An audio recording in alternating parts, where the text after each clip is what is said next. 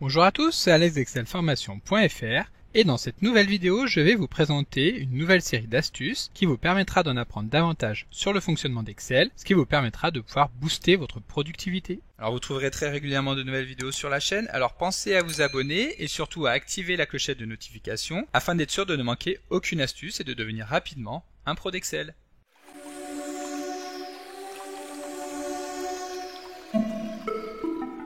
Si vous souhaitez obtenir des centaines d'autres astuces pour devenir plus performant sur Excel, vous pouvez télécharger le livre offert sur excelformation.fr en suivant le lien disponible dans la description de la vidéo. Savez-vous comment remettre les calculs automatiques sur une feuille Excel ? Parfois, après un plantage d'Excel ou d'une macro, il peut arriver que les calculs soient désactivés. Nous pouvons nous en rendre compte très simplement parce qu'Excel affiche la mention « Calculer » dans la barre d'état lorsque le résultat d'une cellule doit être modifié. Par exemple ici, nous allons modifier le prix de vente et le passer à 120 €. Et à ce moment-là, nous retrouvons bien en bas la notion « Calculer ». Pour mettre à jour le calcul, nous allons donc devoir appuyer sur la touche F9. Mais si nous souhaitons réactiver les calculs automatiques, il suffira tout simplement de se rendre dans le menu Formule et à droite de déplier le menu Options de calcul afin de sélectionner Automatique. De cette manière, si nous revenons dans la cellule pour modifier la valeur, cette fois-ci le calcul s'effectuera bien en temps réel. Savez-vous comment insérer une image en arrière-plan d'une feuille de calcul ? Pour insérer une image en arrière-plan d'une feuille de calcul Excel, il suffit de se rendre dans le menu Mise en page et de cliquer sur le bouton arrière-plan. Dans la fenêtre qui s'affiche, nous pourrons alors aller choisir une image, que ce soit sur un fichier sur le PC ou alors sur Internet. Par exemple ici, nous allons vouloir insérer une image de plage, donc nous tapons plage, puis entrée, et ensuite Excel va nous proposer un certain nombre de photos. Il suffira de sélectionner la photo qui nous intéresse et de cliquer sur insérer. Ensuite Excel insère automatiquement la photo en tant qu'arrière-plan de la feuille de calcul, mais attention, cette astuce ne permet d'afficher l'image que sur la feuille de calcul, elle ne sera donc pas imprimée, comme le montre un simple aperçu avant impression, dans lequel nous aurons un fond totalement blanc. Pour supprimer l'image arrière-plan, il suffira de revenir dans le menu Mise en page et de cliquer sur le bouton Supprimer l'arrière-plan. Savez-vous comment créer un numéro de facture à partir d'un simple chiffre ? Pour créer un nombre sous la forme d'un numéro de facture, nous allons pouvoir appliquer un format personnalisé. Pour cela, nous commençons par sélectionner les cellules sur lesquelles se trouvent les numéros de facture, puis nous allons effectuer un clic droit sur cette page de cellules afin de sélectionner Format de cellule. Nous choisissons ensuite la catégorie personnalisée et dans le champ type, nous allons venir saisir la manière dont nous voulons que le numéro apparaisse, à savoir que celui-ci doit commencer par la mention FA, puis l'année, et ensuite nous allons retrouver le numéro de la facture sur 6 chiffres. Donc nous tapons 60. Cela étant fait, nous validons en appuyant sur OK, et comme nous pouvons le constater, nos chiffres sont maintenant sous la forme d'un numéro de facture, mais si nous sélectionnons une cellule, nous verrons bien dans la barre des formules qu'il s'agira toujours du chiffre que nous avions au début. Savez-vous comment obtenir une lettre de l'alphabet à partir de son numéro ? Pour obtenir une lettre en fonction de sa position dans l'alphabet, nous pouvons utiliser la fonction Unicart. Celle-ci permet en effet de retourner un caractère de la table ASCII en fonction de la position passée en argument. Il suffit ensuite de connaître la position du caractère que nous souhaitons obtenir pour récupérer la lettre. Par exemple ici nous avons une série de chiffres et nous allons vouloir récupérer la première lettre de l'alphabet, c'est-à-dire le A. Le A minuscule se trouve en 90e position sur la table ASCII et nous pourrons donc en déduire qu'il faut ajouter 96 au numéro de la lettre. Nous appelons la fonction Unicart. Et en tant que paramètre, nous allons récupérer le numéro de la lettre au sein de l'alphabet et nous ajoutons 96. Nous fermons la parenthèse et nous validons et Excel nous a bien inséré ici la lettre A en minuscule. Pour récupérer cette fois-ci la lettre A mais en majuscule, il faut savoir que celle-ci se trouve en 65e position dans la table ASCII. Nous ajouterons donc 64. Donc égale Unicart de la cellule D8 à laquelle nous ajoutons 64. Nous validons et nous confirmons et Excel nous retourne bien la lettre A majuscule. Ensuite, nous pouvons étendre cette formule sur les cellules situées en dessous afin de récupérer toutes les lettres qui correspondent aux positions que nous retrouvons dans la première colonne. Savez-vous comment interdire l'ajout de feuilles de calcul dans un classeur Excel ? Pour protéger la structure du classeur et donc interdire l'ajout ou la suppression de feuilles de calcul, nous pouvons créer un mot de passe. Pour cela, nous allons nous rendre dans le menu Fichier, puis dans la rubrique Informations, nous allons dérouler le menu Protéger le classeur et nous allons cliquer sur Protéger la structure du classeur. Excel nous demande alors un mot de passe que nous allons saisir une première fois et ensuite Excel nous demandera de confirmer le mot de passe afin d'être sûr qu'il n'y ait pas d'erreur dans la saisie. Nous le tapons une seconde fois et nous appuyons sur OK. Et maintenant, Excel a protégé la structure du classeur, ce qui fait que nous ne pourrons plus ajouter de feuilles de calcul. En effet, si nous cliquons sur le bouton plus, nous verrons qu'il ne se passera rien. Et si en plus nous effectuons un clic droit sur l'onglet de la feuille de calcul, nous verrons que la plupart des options seront maintenant grisées. Pour pouvoir effectuer à nouveau des opérations sur la structure du classeur, il sera donc nécessaire de répéter cette même opération pour désactiver le mot de passe. Donc nous revenons dans le menu Fichier, Informations. Ici nous voyons que le classeur est protégé, donc le fond de cette rubrique est passé en jaune.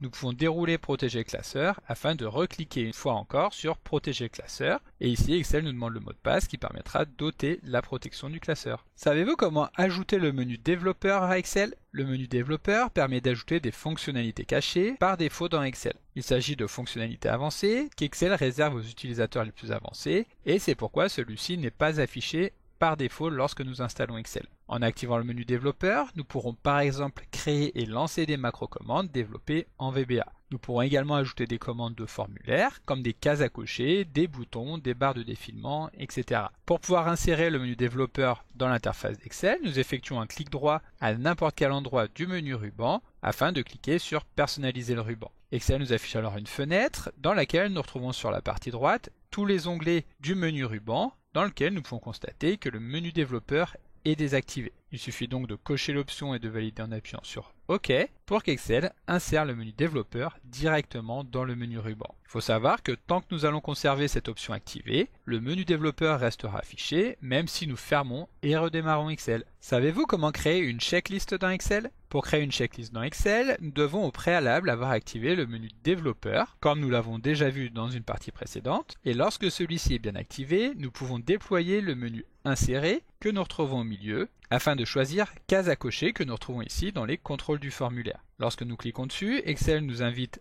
à venir insérer une case à cocher à l'endroit voulu. Ensuite, nous pouvons repositionner cette case à cocher et comme nous pouvons le voir, Excel a affiché le texte case à cocher qui ne va pas nous intéresser ici, donc que nous pouvons supprimer. Si nous validons, nous allons pouvoir constater que la case à cocher a toujours conservé la même taille que celle qu'il avait initialement, même s'il n'y a plus de texte. Nous allons donc devoir la redimensionner pour qu'elle ne dépasse pas de sa cellule. À présent, nous pouvons cliquer sur le bouton afin d'activer ou de désactiver la case et donc de pouvoir utiliser notre checklist. Si nous voulons dupliquer cette case sur les autres cellules, il suffit tout simplement d'étendre la cellule en utilisant la poignée de recopie. De cette manière, chaque bouton sera maintenant indépendant et nous pourrons choisir ce que nous voulons activer ou pas. Savez-vous comment lier des cases à cocher d'une checklist avec une feuille de calcul? Dans une partie précédente, nous avons vu comment créer une checklist en utilisant l'objet case à cocher. Maintenant, voyons comment exploiter le résultat directement dans la feuille de calcul. Et pour cela, nous allons devoir relier les cases à cocher avec les cellules de la feuille de calcul. Nous commençons donc par sélectionner la première case à cocher en effectuant un clic droit sur cette dernière, puis nous cliquons sur Format de contrôle. Ensuite, dans la fenêtre qui s'affiche, il suffit tout simplement de nous rendre dans le champ Cellules liées et de cliquer pour sélectionner une cellule que nous allons vouloir relier directement avec la case à cocher. Ici par exemple, nous allons sélectionner la cellule E8. Cela étant fait, nous validons en appuyant sur Entrée et nous confirmons en appuyant sur OK. À ce moment-là, lorsque nous allons activer la case à cocher, le résultat inséré dans la cellule 8 sera égal à vrai, alors que lorsque celle-ci sera désactivée, il sera égal à faux. Ensuite, nous allons devoir répéter cette opération pour toutes les cases à cocher, car malheureusement, il n'est pas possible d'automatiser cette opération pour toutes les cellules. Donc nous sélectionnons la deuxième, nous nous rendons dans Format de contrôle, et dans Cellules liées, nous allons sélectionner la cellule E9. Savez-vous comment compter le nombre de tâches réalisées dans une checklist? Dans la partie précédente, nous avons vu comment relier des cases à cocher avec une feuille de calcul en utilisant la propriété Cellules liées. Cela nous permet donc d'obtenir la valeur vraie lorsqu'une case est cochée ou faux dans le cas contraire, comme nous pouvons le voir ici. À partir de ces cellules, nous allons donc pouvoir calculer le nombre de tâches réalisées dans notre checklist en utilisant la fonction nombre.si. Donc ici, nous nous plaçons sur la cellule C14, nous appelons la fonction nombre.si. En tant qu'argument plage, nous allons sélectionner toutes les cellules dans lesquelles se trouvent les données que nous allons vouloir dénombrer. Et ensuite, en tant que critère, nous allons vouloir compter les cellules pour lesquelles la valeur est égale à à vrai. Ici, vrai est utilisé en tant qu'argument booléen, c'est-à-dire un argument qui peut avoir la valeur de vrai ou de faux, et il ne s'agit pas d'une chaîne de caractères, nous n'utilisons donc pas les guillemets. Ensuite, nous fermons la parenthèse et nous validons, et Excel nous informe que nous avons coché 3 tâches au sein de notre checklist. Si nous cochons une 4e case, bien entendu, le résultat va se mettre à jour automatiquement. Ensuite, pour obtenir le nombre de réalisations de la liste, il suffit de diviser ce résultat par le nombre d'éléments total contenu dans la liste que nous pourrons obtenir avec la fonction nombre-val. Donc nous nous plaçons dans la cellule E15 et nous allons taper donc le symbole égal, puis le résultat calculé juste au-dessus, que nous allons diviser par le résultat retourné par la fonction nombre-val de la même plage de cellules, c'est-à-dire les cellules E8 à E12. Ensuite, nous validons et Excel nous informe que nous avons réalisé 80% des tâches. Si nous décochons une case, bien entendu, ce résultat va se mettre à jour en temps réel. Savez-vous comment barrer une tâche réalisée dans une checklist? Pour barrer automatiquement une tâche lorsque celle-ci est réalisée au sein d'une checklist, nous pouvons utiliser la mise en forme conditionnelle. Pour cela, nous allons commencer par sélectionner les cellules concernées, donc que nous retrouvons sur la plage D8 à D12, puis nous allons nous rendre dans le menu Accueil afin de dérouler le menu Mise en forme conditionnelle. Ici, nous allons cliquer sur Nouvelle règle et nous allons choisir l'option située tout en bas, utiliser une formule pour déterminer pour quelle cellule le format sera appliqué. Dans la zone de saisie de la formule, nous allons tout simplement saisir la formule suivante, donc E8, sachant que la cellule E8 est la cellule qui se trouve juste à droite de la cellule active, et nous allons vouloir voir si ce résultat est égal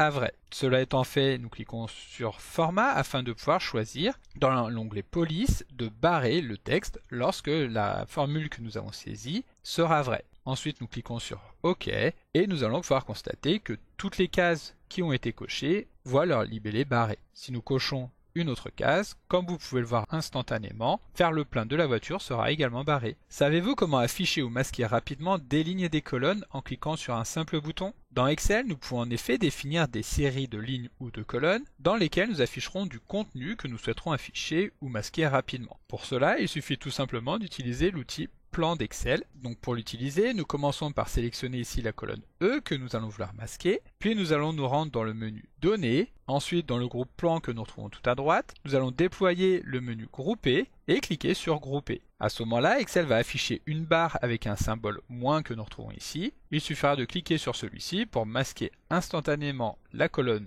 E et recliquer sur le bouton plus pour la réafficher. Bien entendu, nous allons pouvoir procéder exactement de la même manière pour les lignes. Donc ici, nous sélectionnons les lignes 13 à 15 et ensuite, pour pouvoir appliquer le plan encore plus rapidement, nous allons pouvoir utiliser le raccourci clavier Alt, D, P et G. Excel insère alors automatiquement le même bouton que nous avions vu juste avant et il suffira de cliquer sur celui-ci pour masquer les cellules. Savez-vous comment filtrer rapidement des données avec les segments sur Excel? Pour appliquer un filtre et modifier rapidement les données affichées dans un tableau, nous allons pouvoir utiliser les segments. Pour cela, la première chose à faire va être de transformer la base en un tableau Excel. Nous sélectionnons donc n'importe quelle cellule de ce tableau, puis nous nous rendons dans le menu Insertion et nous cliquons sur Tableau. Excel nous affiche alors une fenêtre dans laquelle nous allons pouvoir confirmer que les cellules sélectionnées par Excel correspondent effectivement aux cellules de notre tableau. Ensuite, nous cochons l'option Mon tableau comporte des en-têtes, étant donné qu'il y a des titres en haut de notre tableau, et nous validons en appuyant sur OK.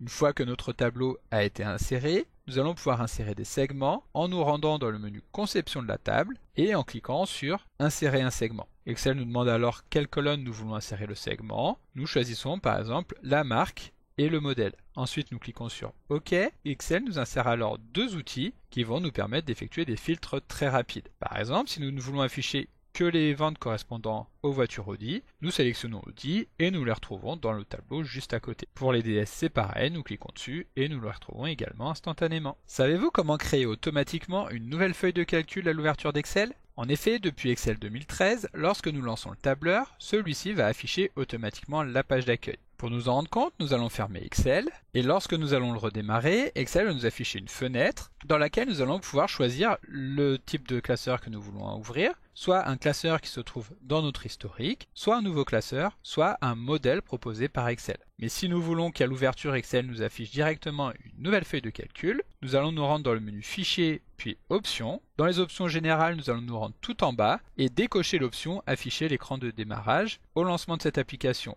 Nous validons en appuyant sur OK et une fois encore, nous allons redémarrer Excel pour constater que cette fois-ci, Excel va bien nous afficher une nouvelle feuille de calcul qui est donc la feuille classeur 1. Savez-vous comment dupliquer immédiatement une cellule sur Excel? Pour dupliquer rapidement une cellule sur la cellule qui est située juste en dessous, il suffit d'utiliser le raccourci clavier CTRL B. Donc ici nous nous plaçons sur la cellule Q2 et nous allons vouloir qu'Excel récupère la formule ainsi que le format de la cellule située aux coordonnées H8. Pour cela nous appuyons sur CTRL B et Excel va automatiquement dupliquer la cellule. Nous effectuons la même opération pour toutes les cellules de la colonne et lorsque nous allons vouloir récupérer cette fois-ci la cellule qui est située sur la gauche, nous allons appuyer sur CTRL D afin de demander de dupliquer la cellule sur la droite. Nous allons pouvoir effectuer cette même opération sur l'ensemble des cellules du tableau. Donc comme d'habitude, vous pouvez télécharger le support de secours en suivant le lien que vous trouverez dans la description de la vidéo. Si la vidéo vous a plu, n'oubliez pas de la liker et de la partager à vos collègues et amis sur l'ensemble de vos réseaux sociaux. Et vous pouvez également me laisser vos impressions dans l'espace des commentaires, je lirai chacun d'entre eux et y répondrai avec plaisir. Évidemment, si ce n'est pas encore fait, abonnez-vous à la chaîne pour ne manquer aucune astuce. C'est également très important pour m'aider à gagner en visibilité afin de pouvoir développer la chaîne et continuer de vous proposer des tas de nouvelles vidéos. Merci d'avoir suivi cette vidéo et à très bientôt pour un prochain tuto.